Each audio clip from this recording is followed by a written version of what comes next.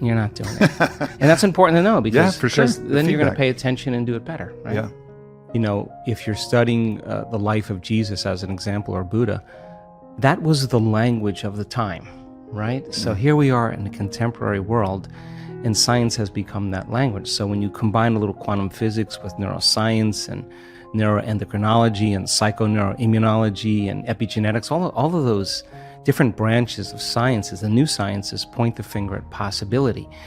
And in this particular work, I think that the more you understand what you're doing and why you're doing it, the how gets easier, because you can assign meaning to what you do.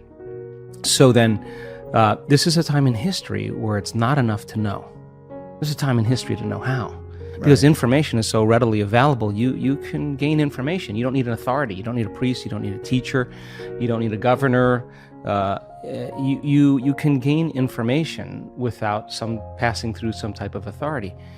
And so people are empowered. And the next most practical question is, how am I going to apply this to my life? Now, when you learn new things, you make new connections in your brain. That's what learning is. But if you can't remember what you learned, then you haven't made any new connections that are sustainable or maintainable. So the more the person can repeat what they've learned, the more they're installing the neurological hardware in their brain in preparation for the experience.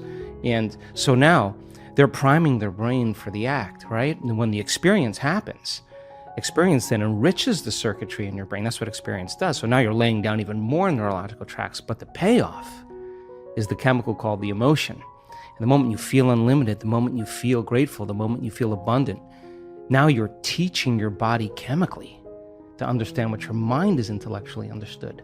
So knowledge is for the mind and experience is for the body. And now we're embodying the truth of that philosophy. And we're literally signaling new genes in new ways and changing our future, or changing our genetic future.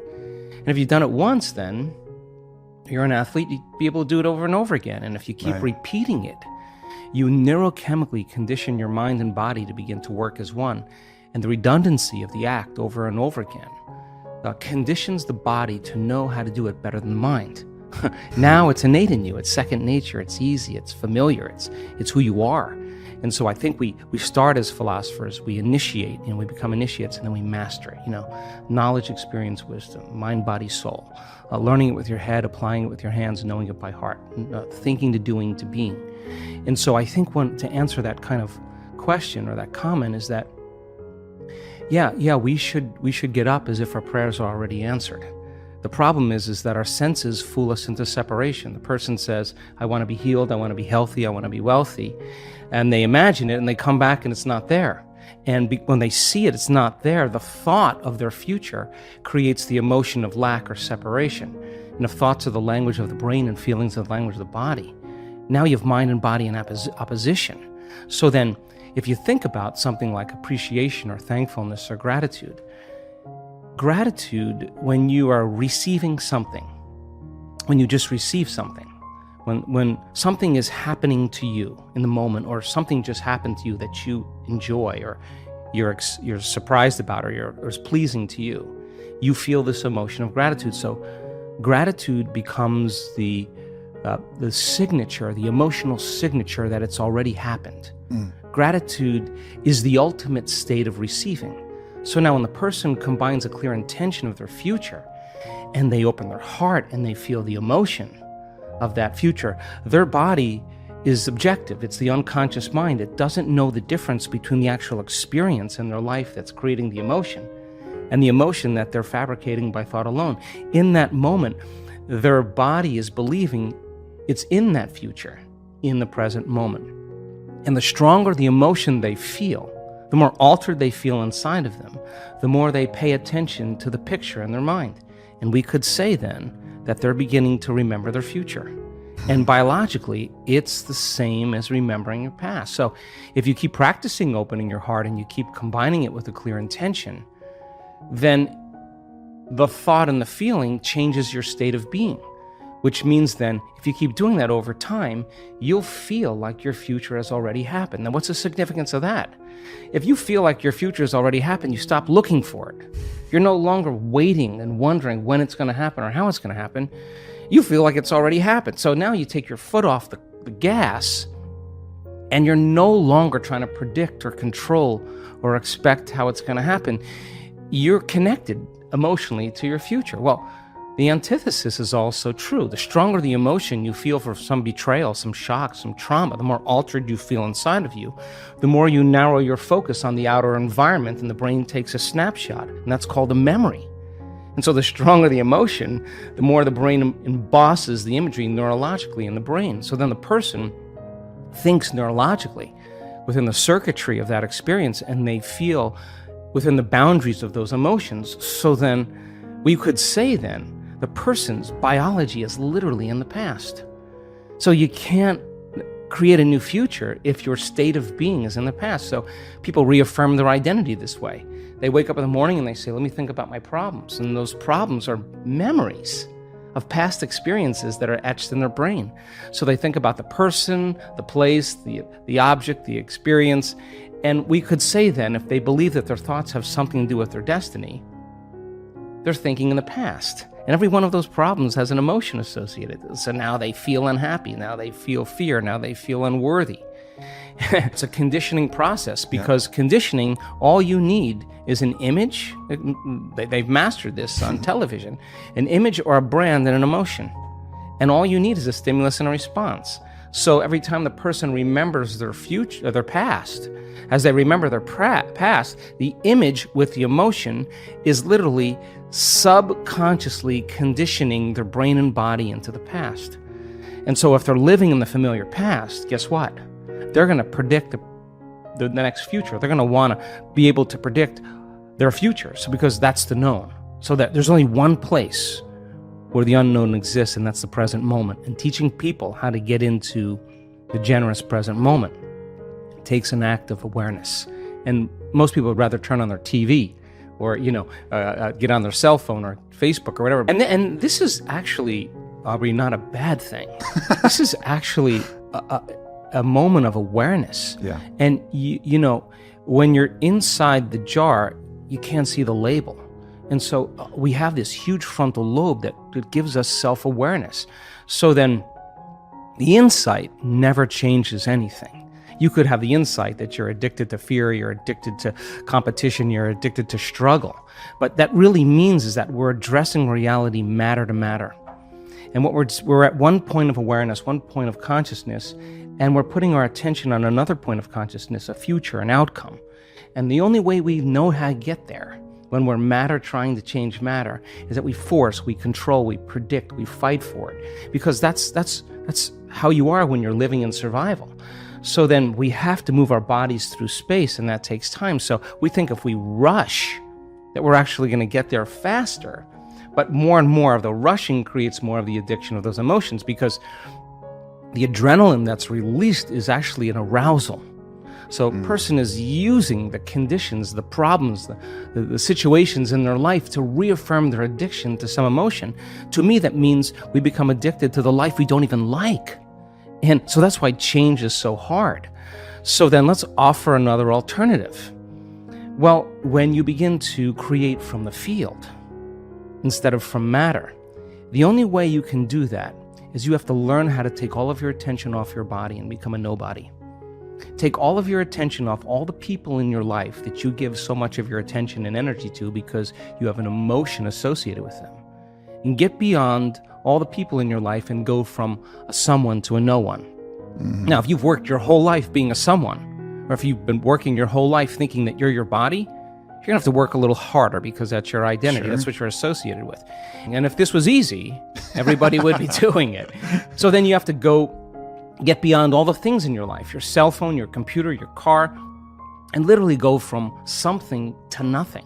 You have to take all your attention off the place you work, the place you live, the place you need to be, the place you're sitting, and go from somewhere to nowhere. You got to stop thinking about the predictable future and the familiar past and go right into the present moment and go from some time to no time. And if you do that properly, you become pure consciousness. And that's how you enter the field. Now, we've done the research on this. We call it getting beyond the self. Now, once you are pure consciousness, you're taking all of your attention off this three-dimensional reality. Now, where you place your attention is where you place your energy. So if you've taken all of your attention off of everything material, there's only one place you're going to wind up, and that is the immaterial realm called the quantum field, an invisible field of energy that unifies and connects everything material. So now when you're creating from the field and you combine a clear intention with an elevated emotion and you're connected and you feel connected, the suggestion of an alternative way to create is that when there's a vibrational match between your energy and some future reality, you actually no longer have to go anywhere to get it. You're actually the vortex, and you will collapse space and time and draw the experience to you. Now that, to me, is a lot more fun because the experience is the unknown. You can't predict when it's going to happen or how it's going to happen, because if you can predict it, it's the known. So then you have to lay down the very thing you use your whole life to get what you want for something greater to occur. Now that goes against generations untold of conditioning and a lifetime of habituation, believing that we're trapped in this material world. And yet I can say to you without a doubt that once you understand that formula, and once you know how to create that kind of brain and heart coherence, the side effect of that is a change in biology, neurologically, chemically, hormonally, genetically. We've measured it. We've seen gene regulation changes in 4 days. More brain coherence, more heart coherence. Your brain's working better. You're trusting your heart. It's open. There's different chemicals that are released. Oxytocin suppresses survival centers, resets the baseline of a person's trauma or shock. Your immune system goes up. You lengthen your telomeres. We've measured that too. So you're changing the future of your body. You're extending your life. That's evidence, right? So we have the evidence to know that it could happen because we've measured it. People are beginning to realize that they don't have to wait for that. They can learn and change in a state of pain and suffering, or they can learn and change in a state of joy or inspiration. So, is there a connection between our authentic self and the soul, and how do we get there? Well, I think for most of us then, we begin to, we're young and we have a lot of confusing things that happen to us in our life, and when we're young, most of our attention is on our inner world. And as we begin to grow up and we meet friends and we move to different places and we own different things, we become very consumed with the external environment. And we begin to create an identity by the people we know and the places we go and the things we do. And all of our attention goes to the external environment, and we don't want to pay a lot of attention to our inner world. So that works probably for the first 35 or 40 years of our life. And then after you experience everything that life has to offer, all of a sudden nothing's making that feeling go away. And this is the moment the soul begins to wake us up and say, pay attention, because nothing is making that feeling change. So in other words, when you can predict the feeling of everything that's going on in your life, and nothing new is happening, all of a sudden you're left with those feelings from very early on, whether it's emptiness or unworthiness or insecurity. And so then this is where people all of a sudden have to make a choice. Some people, they buy the sports car, they buy the new boat, they join the new social club, they meet new people, they have affairs, they go on vacation to a new place, they buy new things. But when the novelty of all of those events wear off, here comes that feeling again. And so then other people, they begin to look at those emotions and they don't want to keep that facade going on any longer. In other words, this is how we appear to the world. This is the facade, this is the identity, this is the image. And this is how we really feel inside. Now, this person is identifying, creating identity with the external world so that nobody knows how they really feel inside. Now, everybody's doing the same exact thing. So God forbid anybody finds out that we're insecure or feeling empty. So you have to keep this facade going on with your identity in the environment and your body and the way you look and how busy you are, so that you don't have to look at this. Now, some people begin to look at this feeling, and this is the midlife crisis. This is where they say, I don't love you. I don't know why I'm doing this. I don't like those people. I don't want to keep this going any longer anymore. And they begin to pay attention to this feeling. Now, there's not a lot of structure in our Western world to do that. So the moment people begin to lose their mind and they begin to tell the truth about who they are, they begin to break their emotional bonds with everybody in their life. That's when they go to the doctor and get Prozac, and there they go, they return right back to that person. But this gap between how we appear to the world and who we really are inside is based on the amount of emotions that we've memorized from past experiences. Now, when we begin, there's pain there, there's sadness there, there's unworthiness there, there's insecurity there, and we're not looking for the external environment to make this feeling go away. In other words, we start looking at how we think when we feel this way, how we act when we feel this way, and we begin to move through those emotions, and we begin to overcome them. Every time we overcome an emotion, we liberate energy, and we begin to close the gap between how we appear to the world and who we are inside, until how we appear is who we are. We've liberated all this energy. That's the moment we call transparency. And that's the moment where the person is truly happy, no longer needing anything outside of them to make them happy, but the true happiness is coming from within them. In other words, so many people confuse pleasure and happiness. And pleasure is the accumulation of things to feel good, and happiness is coming from within. So that intelligence that's giving us life right now, that's digesting our food and organizing trillions of functions in one cell every single second and organizing DNA, that self-organizing intelligence is looking for a crack to leak out. And when it begins to leak out, it begins to consume us. And that's the moment we become like it. We become more loving. It's a loving intelligence. We become more mindful. It's a great mind. We become more willful. It's got an amazing will. Its nature becomes our nature. We become more giving. It's a giver of life. So I think when we begin to all of a sudden realize that there's nothing wrong with the accumulation of things, but I think we've been conditioned into believing that true happiness, changing everything in our external world, and true change comes from trying to do it from the outside instead of doing it from within. And I think this is, again, really important for us, because as we begin to overcome those limited states, the body's no longer living in the past. And that's where most of our pain comes from, is when the body's living in the past. And we've measured so many people in the process of transformation. And when they get beyond their past, they're pretty unlimited people. And the side effect of that is true joy and true expression of life, which I call the natural state of being.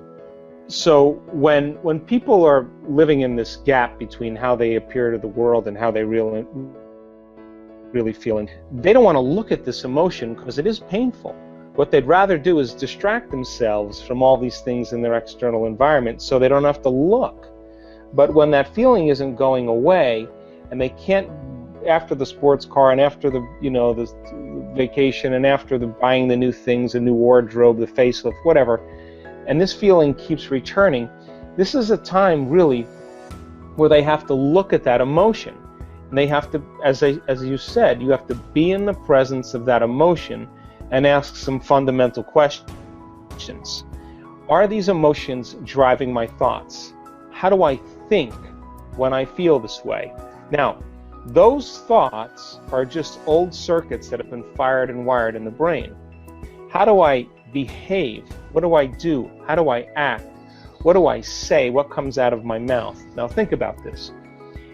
If you can observe how you're thinking, notice how you're acting, and pay attention to how you're feeling, the moment you become conscious of what you're unconscious to, it means you're no longer the program.